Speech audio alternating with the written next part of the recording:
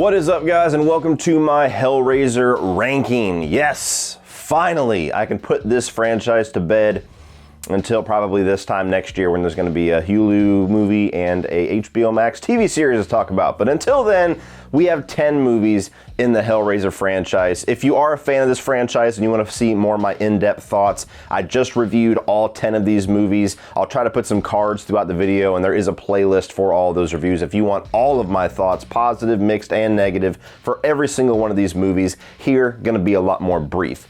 But this was a rough series to get through. This wasn't the worst franchise that I've got through this year. There's certainly been some lower lows as far as horror franchises, but for 10 movies, it just felt like at some point they would have figured out how to do Hellraiser right, and they just never got around to it. So fingers crossed that whenever I do talk about this franchise again, it's going to be in a lot more positive light. But right now, we got 10 movies to talk about, of which maybe 3 of those will be in a positive light. So starting off at the bottom with number 10, that is going to be Hellraiser Inferno. Now this, as well as the movie right above it, I could pretty much interchange. I dislike both of them for almost the same exact reasons. There's just one story element that I preferred in the movie above this. Hellraiser Inferno is not a terrible movie. It's not the worst thing I've ever seen, but it was the hardest Hellraiser to get through just because I hated the main character so much. I thought he was just such a unlikable character to where I did not want to follow him at any point in the storyline. I didn't care. I didn't care if he died. I didn't care if he was in purgatory. I didn't care if he got redeemed. I just did not enjoy following this guy whatsoever. The journey that he went on I thought was incredibly predictable. The whole reveal about James Remar being Pinhead, saw it coming a mile away. The only thing that really saved this movie from getting a fuck this movie rating is that the visuals were really cool. There was some creative aesthetics to it that was really kind of calling almost back to Silent Hill. More Silent Hill than Hellraiser to me. But Scott Derrickson, he's a good director. You can see why, even at this early stage, he had a lot more promise to give to the horror genre, and he went on to do much more successful things. But Hellraiser Inferno is a movie that I will dread ever watching again because it was just such a miserable watch. Coming in at number 9, by a nose, is Hellraiser Hellseeker. Now this is almost the same exact movie as Inferno, and it seems like more people prefer Inferno because of the visuals and because of the direction. Whereas me, I'm much more of a story guy, I'm more of a character guy, and even though you have the same kind of problem here to where the guy you're following for most of this movie is kind of a douchebag, he's a pussy hound, and that's about all they give for his character for development is that everybody this guy goes around wants to fuck him. But you do have that added looming element of Kirsty Cotton's return in the beginning and the end of this movie that I did mostly enjoy what they did with that. And I liked seeing her character once again. I liked seeing her in a bit of a darker stage of her life. So didn't add up to a whole lot for the movie. Didn't help it too much. I still recommended that you skip this one, but just by a razor's edge, I would prefer to watch this version of the story versus Inferno's. Coming in at number 8 is probably the most popular answer for number 10, and that is Hellraiser Revelations. Now, this is a movie that I think had a lot of ambition. I think it had a lot of really cool creative ideas with the story. I think that it's the most Hellraiser feeling movie since the first one, arguably the second one, and I really enjoyed seeing a lot of those classic Hellraiser elements come back, and I think that the movie gets a little bit overhated when there actually is some redeeming quality to it. Unfortunately, it all crumbles in the execution. The acting is absolutely atrocious. You got a dollar store Pinhead here that I don't blame the actor for, but my God, if you're gonna replace Doug Bradley, put some effort into the makeup, put some effort into the voice modulation, try to act like you give a fuck at least an inch when you're trying to portray this iconic character and carry on this franchise, but it's well known that they just made this movie and turned it out to keep hold of the rights, and it was very clear they didn't really care too much about quality beyond putting together some of these cool story elements in the script. So unfortunately, you're left with a pretty abysmal movie at the end of the day, and it's number 8. Number 7 is going to be Hellraiser Deader. Now, this is a movie that still doesn't really bring a whole lot to the Hellraiser franchise, but it did have a little bit of a creative element with following this cult storyline where you have this reporter and she's going out, she's trying to investigate this cult that is experimenting with killing people and then reanimating their bodies, which is a thing that I would understand bringing about Pinhead and tying into the Lament configuration and the Cenobites. All that made sense to me. I think that the lead actress here was the most capable lead actor since Kirsty Cotton, so I did not mind watching her one bit. She actually carried the movie pretty decently. but didn't really come to a very good conclusion. You have Pinhead just kind of thrown in here once again, which most of the movies on this list feels like he's just thrown in. Pinhead is by far the most wasted and ill-conceived as far as how they have utilized this character, horror icon in the entire horror genre. This guy has been wasted for decades, and that's the one reason I'm actually kind of looking forward to a reboot, because he needs it badly.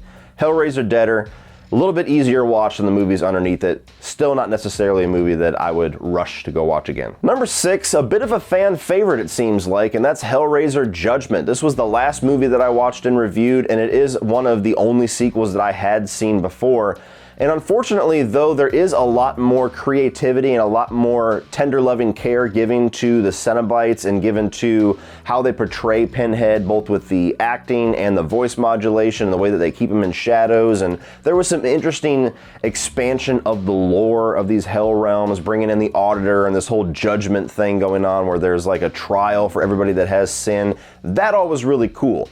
Unfortunately, this once again, like 2 or 3 other movies on this list, is about some seedy little detective following this murder mystery that somehow gets tied in with Cenobites, and it genuinely feels like the Cenobite stuff is a totally different movie. Now, this was conceived as a Hellraiser movie, unlike the other examples, but it still doesn't quite feel like it comes together as a Hellraiser movie, because the murder mystery side of things is a cheap knockoff of 7, and it's absolutely predictable, just like the other 2 examples at the bottom of this list. And this movie is absolutely stomach-churning disgusting. There is things in this movie I literally almost threw up while reviewing the film. Trying to describe the opening 5 minutes of this movie actually made me gag and throw up on camera. Almost. That is how sick this movie is, and I got a strong ass stomach. So Hellraiser Judgement, certainly a step up from the last couple of movies. Certainly had a lot more merit calling itself a Hellraiser movie than the last couple of movies. Still not a sequel that I would recommend to very many people, and still not a sequel that I would rush to go watch again. Every other movie on this list are movies that I wouldn't have too much problem watching again. I either enjoyed them mildly or I really liked them, like the ones that are going to be at the top. And number 5 for me is going to be Hellraiser Hellworld. Now, this seems to be a movie that most fans, or most horror fans, really don't like. And I can't necessarily argue that, because it does have a little bit of that Halloween resurrection flavor, and people don't like being reminded of that movie whatsoever. And as far as Hellraiser sequels, this one has the least business calling itself a Hellraiser movie. But underneath all of that, the story that we are forced to watch for the majority of the screen time regarding these kids and this game and this whole meta exploration of the Cenobites in the digital world and all of that, and this dreamlike state that they get into this party, I enjoyed watching that more than any of the other side stories that are below this. All the seedy detective shit and the cop stories and the neo-noir, all of that can go fuck itself. This is just a generic 2000s slasher with Pinhead in it. And though that's not a very good idea, and though it's not necessarily a great movie, I can certainly shut my brain off and halfway enjoy this for what it is. And I liked a lot of the actors that are in it too. Number 4 is gonna be Hellraiser Bloodline. Now, I actually saw this movie in theaters. It's the only movie in this entire franchise that I saw in theaters when I was a kid.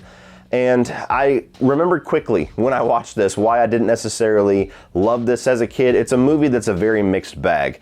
I like the fact that they have these 3 different eras, because in a way it's like a prequel to Hellraiser as well as a sequel to Hellraiser, and it explores a lot of different characters at different stages in their, bloodline, quite literally. And there's an interesting plot about having to have generations build this plot against Pinhead to finally vanquish him. I liked all of that. I really liked the first part of it, where it was a period piece and it was in like the 1700s. There was something extra creepy and extra grimy about a Hellraiser movie set in that period, and I almost would have preferred the whole movie had been in that period, as much as I liked the idea of a prequel sequel. The farther you get along in this movie, you get a middle section with a guy who's not the most interesting character in the world, and then you have the space stuff, which it's not the worst horror movie in space, but horror movie in space does not tend to work out very well unless you have Alien in the title. So it's a movie that I mildly enjoyed. It's a Hellraiser movie that still very much feels like a Hellraiser movie. There's some cool effects here, some cool gore, some cool Cenobite designs. It's a decent sequel. Coming in at number 3 is going to be Hellbound, Hellraiser 2. Now, this movie certainly is an interesting follow-up to the first Hellraiser because it goes in a very different story direction than the first movie. It doesn't just try to do the same thing again, which you can't really say for too many horror franchises, that right out of the gate they just decided to do something different. There's a lot more exploration of the lore, a lot more exploration of the mythic side of things with the Hellraiser and the Cenobite characters. And I like the fact that you get Kirsty Cotton back, you get Julia back, you get Frank back for a sneeze there, so it feels very at home as a Hellraiser sequel. Problem with this movie is it's extremely weird. Like, not just weird as in demented like most of these movies, it's just weird as in goofy and off-putting. I mean, there's some editing choices and there's some story directions regarding this doctor and the Leviathan that takes him over that is just very off-putting for me. There's a whole sequence where the doctor comes in and just lays waste to all the Cenobites, including Pinhead, which pissed me off. That made no sense whatsoever, and yet again is one of the many times that they've disrespected Pinhead as a horror icon. So it's a movie that is a good Hellraiser sequel, I would say. I don't necessarily gravitate to it to watch it too often because it's just a little too out there for me. And now we are at the top 2, and these are the only 2 movies on this list that I think I would ever see myself going to and revisiting by choice. Not because there was some coverage I had to do or a ranking I had to update or because somebody decided to open their big mouth and say, let's watch the Hellraiser movies. These 2 I did enjoy. And my number 2 is going to be Hellraiser 3, Hell on Earth. Now, admittedly, this is a very trashy slasher movie with Pinhead and the Cenobites, and that's part of the reason why I like it. This is the most fun of any of the Hellraiser movies, which there's not many other movies I could say that for in this list. It's not a fun franchise by any means, but the style of it, the music, the pacing of it, the third act where you get a lot of kills and a lot of carnage candy, it's a fun movie to get through. It's definitely lower quality. You can definitely feel the budget slipping in the acting department and some of the production value. There's some cool Cenobite designs. I think this has some of the best, if not the best, Doug Bradley lines as Pinhead. And overall, it's just a story that it kind of gets back to basics with Hellraiser and kind of shaves down a lot of that lore and a lot of that mythic side of things that they explored in 2 and just kind of goes in for blood and carnage and gore and shows how cool these Cenobites are. And you know what? I can dig it for that. But of course, number 1 for me is the original Hellraiser, and still not necessarily a movie that I would put in my top 50 horror movies. I didn't put it in my top 50 horror movies, but it might not even make my top 100 horror movies. I like this. I appreciate it. I really understand why this had so much response to the first film that merited giving it a franchise and turned Pinhead into a horror icon. And it's a really interesting story here that you wouldn't expect this movie to tell, because you look at the poster, you think slasher movie with this guy with pins, and it's not like that at all. Pinhead's almost like a secondary character that just kind of guests in his own franchise here in this first movie. It's a movie about love and betrayal and infidelity and torture and pain, and it's the most rich as far as exploring all the themes of what a Hellraiser movie is supposed to be.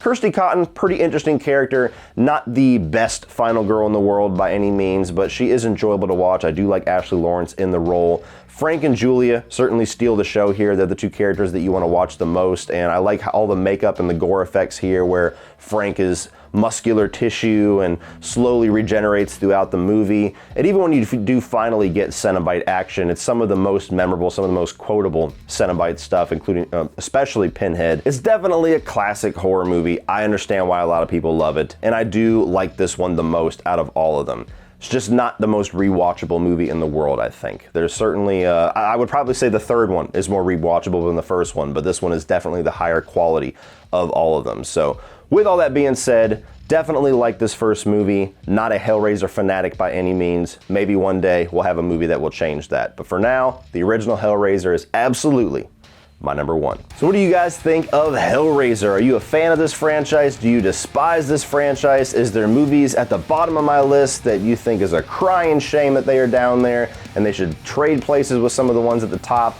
It's just my opinion, but I know you guys like to debate that. So let me know down below what your ranking of these 10 Hellraiser movies are. Please like and share this video. Hit that subscribe button if you're a fan of this franchise, because I just reviewed all of them, and then we're getting into some much more fun franchises here. I just reviewed Ghostbusters yesterday. We're going to talk about the rest of that franchise, and then we're going to end the month of November talking about all of the Resident Evil movies leading up to that new film that I really hope is going to deliver. So please hit that subscribe button. Do not miss any of that fun. Thank you guys for watching as always, and remember, opinions are like assholes, but that doesn't mean that you have to be.